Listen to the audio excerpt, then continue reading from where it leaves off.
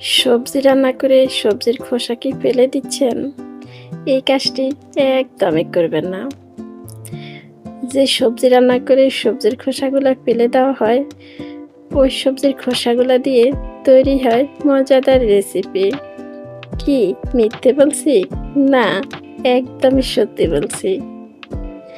কিভাবে এই রেসিপিটি তৈরি করে নিলাম, তাহলে সবাই চলেন ভিডিওটি দেখে আসি।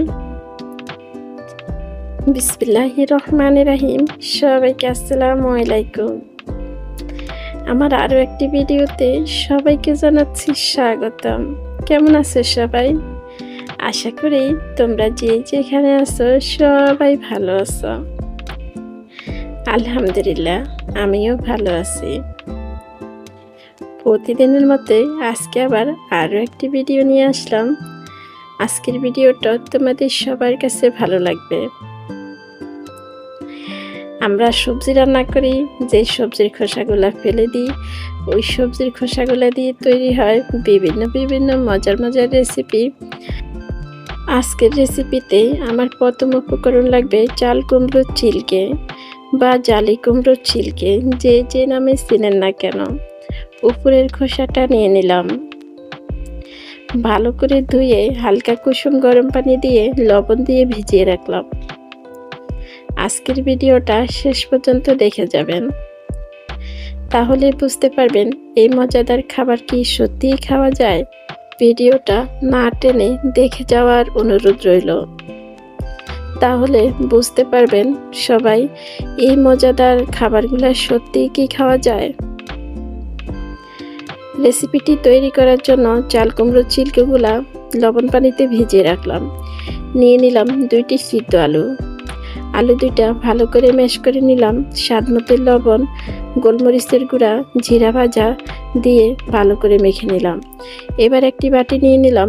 বাটির মধ্যে নিয়ে নিলাম 1/2 কাপ বেসন, চাউলের গুঁড়া, লবণ, হলুদ, মরিচ, যা যা মশলা লাগে সব কিছু দিয়ে মিশিয়ে নিলাম। এবার আলুর মধ্যে দিয়ে দিলাম 2টি শুকনো মরিচ। আলুর মধ্যে শুকনো মরিচ দিয়ে আলুটা ভালো করে মেখে নিতে হবে। আলুটা আমার ভালো করে মাখানো হয়ে গেছে। এবার আমি নিয়ে নিলাম যে চাল কুমড়ার খোসাগুলা লবণ দিয়ে ভিজিয়ে রাখলাম, ওই চাল কুমড়ার খোসাগুলা। এবার চাল কুমড়ার খোসার উপরে এতক্ষণ যে আলুর ভর্তা তৈরি করলাম, এই আলুর ভর্তাগুলা এভাবে করে খোসার উপরে দিয়ে দিব। এভাবে করে আলুর ভর্তা চাল কুমড়া খোসার উপরে আমি দিব। যখন চাল কুমড়ার খোসাগুলা কাটবো, তখন একটু পাতলা করে কাটার চেষ্টা করব। ঠিক এভাবে করে চাল কুমড়ার খোসাগুলা কাটবো একটু পাতলা করে। যখন হালকা কুসুম গরম পানি আর লবণ দিয়ে ভিজিয়ে রাখবো, তখন কিন্তু খোসাগুলা একটু নরম হয়ে আসবে। আর আমি 3টা করে দিলাম, আর একসাথে সমানভাবে ভাঁজ করে নেই, একটু উঁচা নিচা করে দিয়ে এই খোসাগুলা ভাঁজ করে নিলাম। এবার 3টা করে এভাবে করে মুড়িয়ে নিলাম। একটা ফুলের মতো তৈরি হয়ে গেল। ঠিক এভাবে করে আমি আবারও চাল কুমড়ার খোসার উপরে আলুর ভর্তাগুলা দিব। যারা এখনো চাল কুমড়ার খোসা দিয়ে এই রেসিপিটা খাননি, তারা কি এই রেসিপিটা তৈরি করে খেতে যাবেন? ভিডিওটা শেষ পর্যন্ত দেখে যাবেন, তাহলে বুঝতে পারবেন এই খাবারগুলো কি সত্যিই খাওয়া যায়, না শুধু আমাদের চোখের দেখা।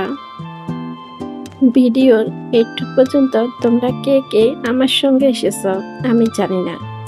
তোমরা যারা এসেছ একটি লাইক দিতে কি ভুলে গেছো? একটি লাইক দিয়ে দাও।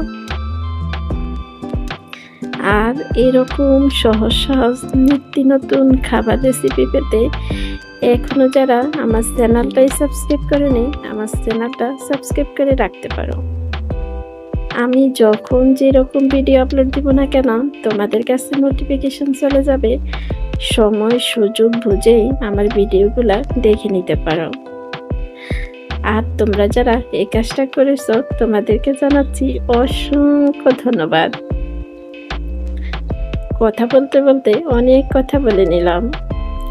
এবার ভিডিওতে ফিরে আসি। একইভাবে করে আমি সবগুলি আলুর ভর্তা খোসার উপরে দিয়ে এভাবে খোসাগুলা মুড়িয়ে নিলাম।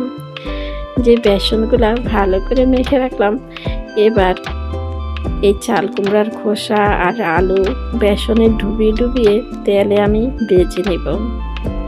ঠিক এভাবে করে সবগুলি খোসা আমি দিয়ে দিব।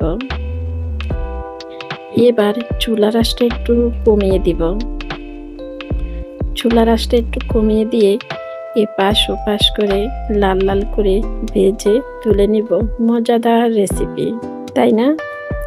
সত্যি কি চাল কুমড়ার খোসাগুলা খাওয়া যায়? জানা ছিল না।